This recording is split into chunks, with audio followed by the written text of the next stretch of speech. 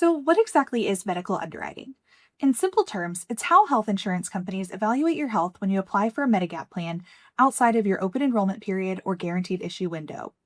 You'll be asked health questions during your application, and once submitted, the carrier will review your medical history and sometimes even ask you or your providers for more information.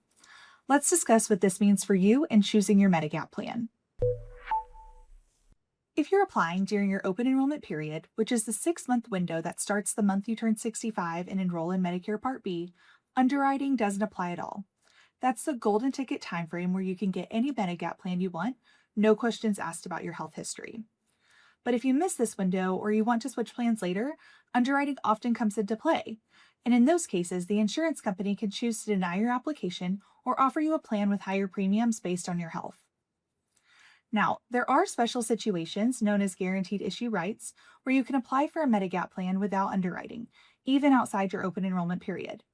These include leaving other coverage, usually employer coverage at a large company, within the last 63 days. You tried a Medicare Advantage plan for the first time, and within 12 months, you wish to disenroll and get a Medigap plan instead. You have a Medicare Advantage plan and you have moved outside of your plan's service area. Or live in a state with additional open enrollment periods, such as the birthday or anniversary rule.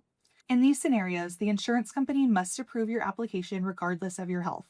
If you do not qualify for a guaranteed issue period, you will be required to answer health questions on your application. These questions typically fall into two categories. One, lifetime questions about conditions you've ever had or medications you've ever taken. And two is your recent history, usually focusing on the last 2 to 3 years of your health and treatments.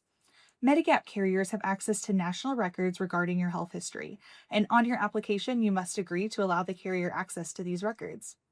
When the carrier pulls the report, they will look to see if there are any prescriptions or previous treatments in your record that may indicate a declinable condition.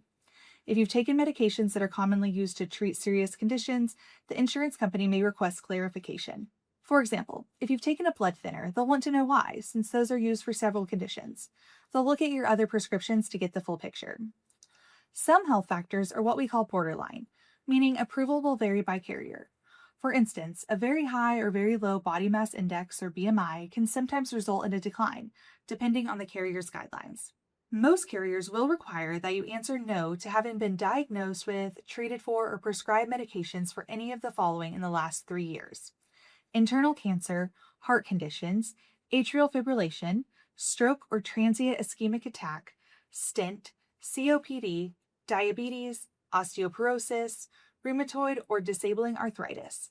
If you've had a minor issue that's fully resolved and you're no longer being treated for it, you'll likely be approved. But if you're still going through treatment or waiting on a surgery, it's usually best to wait until that's done before applying. Again, every carrier is a little different and some may have exceptions.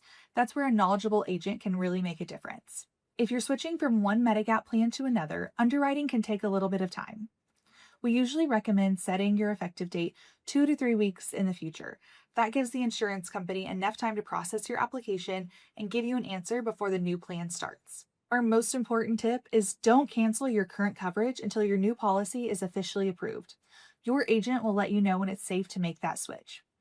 Once you're approved, you'll need to cancel your old plan, usually for the last day of the month before your new one starts. Your agent can help you guide you through that. If you go through underwriting and get denied, don't panic. That doesn't mean every insurance company will say no. Your agent can review the reason you were declined and help find a different carrier that may be a better fit.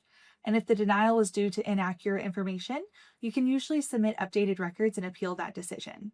So if you've missed your open enrollment period or you're just thinking about switching your Medigap plan, it's important to know how medical underwriting works. Yes, it can feel a little overwhelming, but with Boomer Benefits, you won't have to figure it out on your own. Our team helps people through this process every single day, and will point you to the carriers where you have the best shot at approval. And if we don't think now is the right time, we'll be upfront about that too. Need help deciding your next step? We're here when you're ready. And if you would like to learn more about what Part B covers, be sure to check out our next video.